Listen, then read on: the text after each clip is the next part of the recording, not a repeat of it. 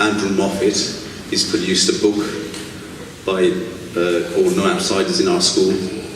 And this program is for teaching equalities, the Equality Act 2010, to children in primary school.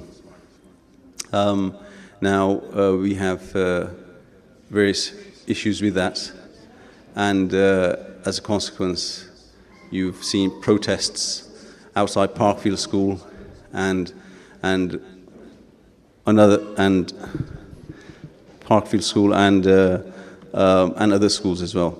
Now we've got a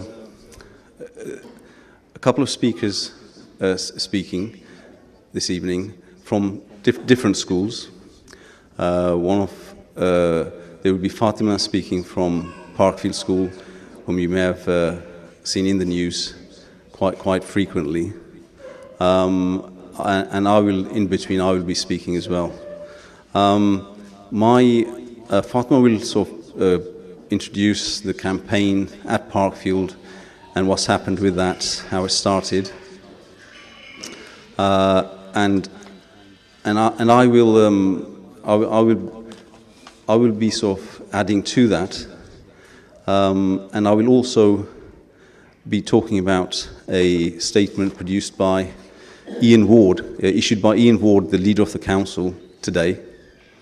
There's actually a lot in there that he said. And then lastly, I will also talk about how we can organize ourselves and parents at each school and protect your children's education. Okay, I'll invite Sister Fatima to come up, and also thank you very much for taking the trouble to come this evening.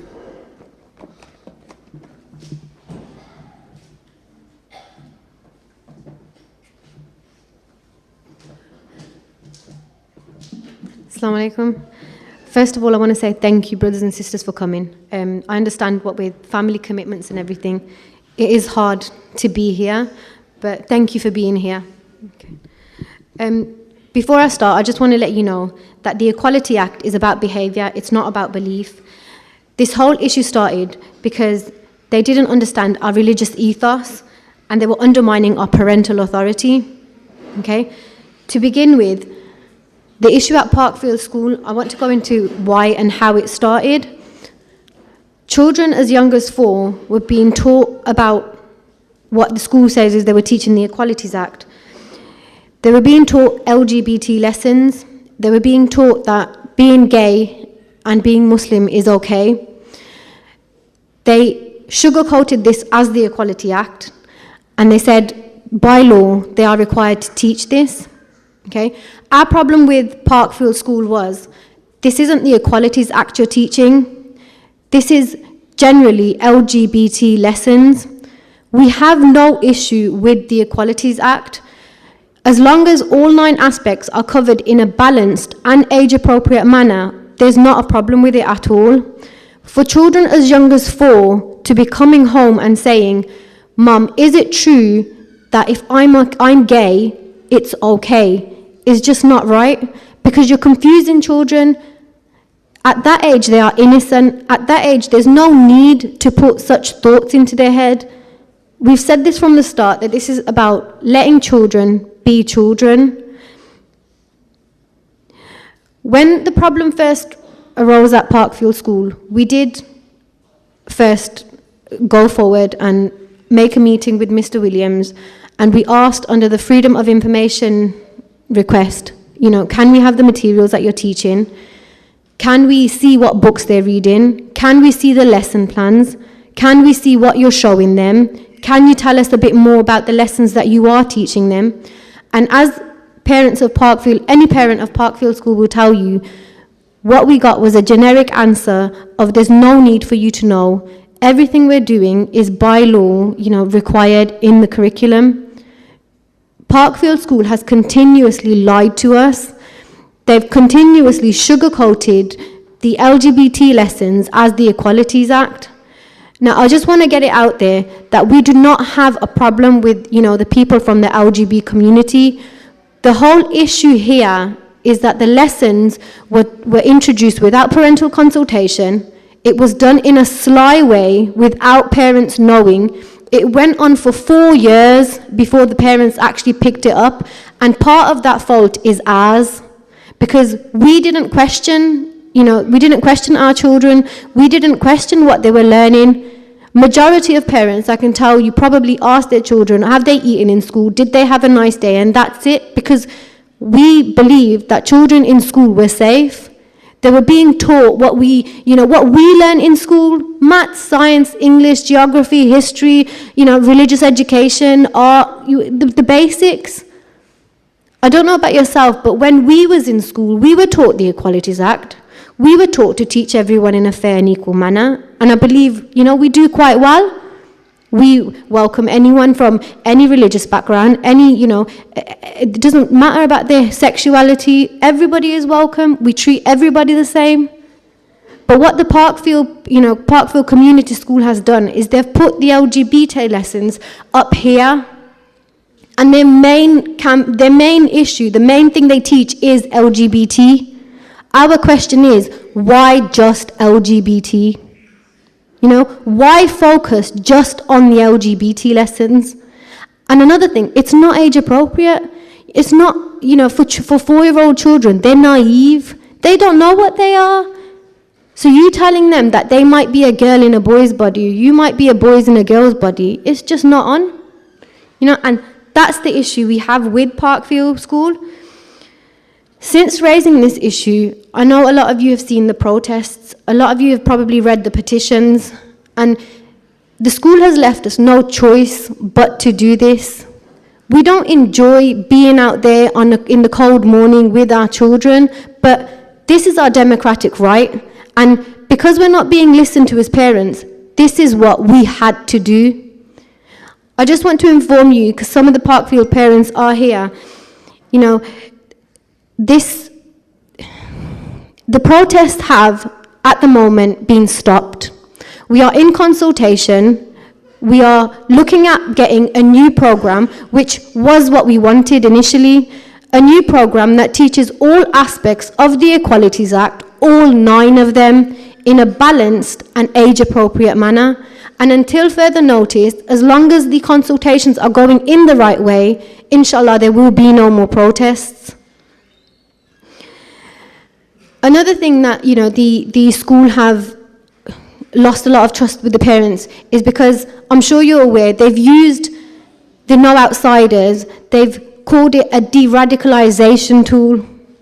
They've labeled our children as radicals, guilty to innocent till proven guilty. Where does that stand? Because our children, as far as Parkfield Community School is aware, are extremists and radicals.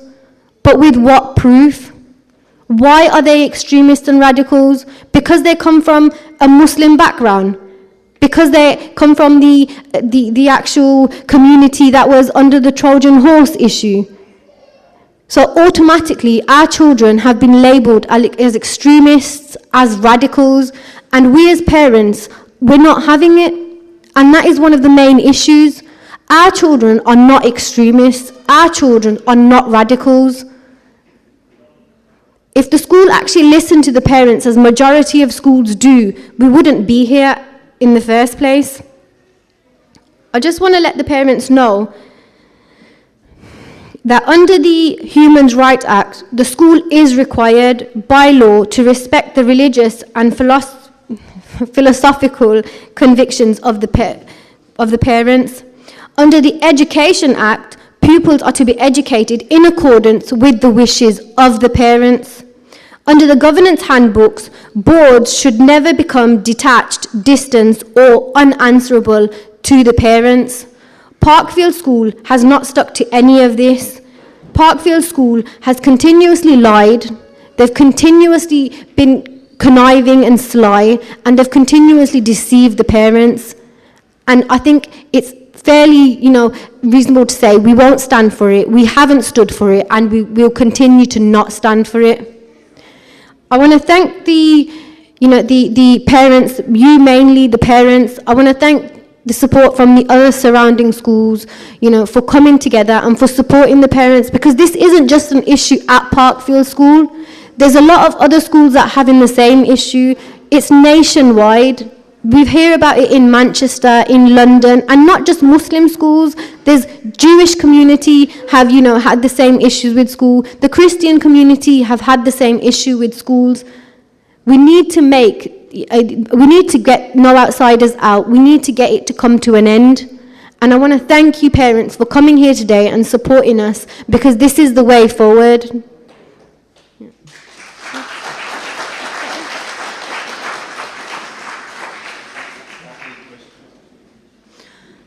I just wanted to ask, is there any questions? Does anyone have any questions? Yeah?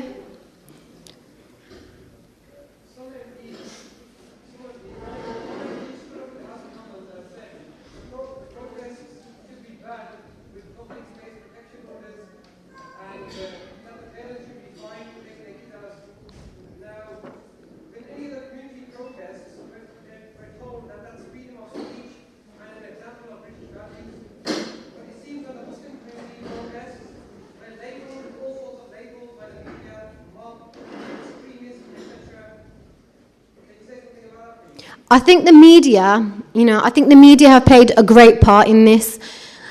To start with the MPs, Liam Benn has supported us. At first, he did release a statement without talking to the parents.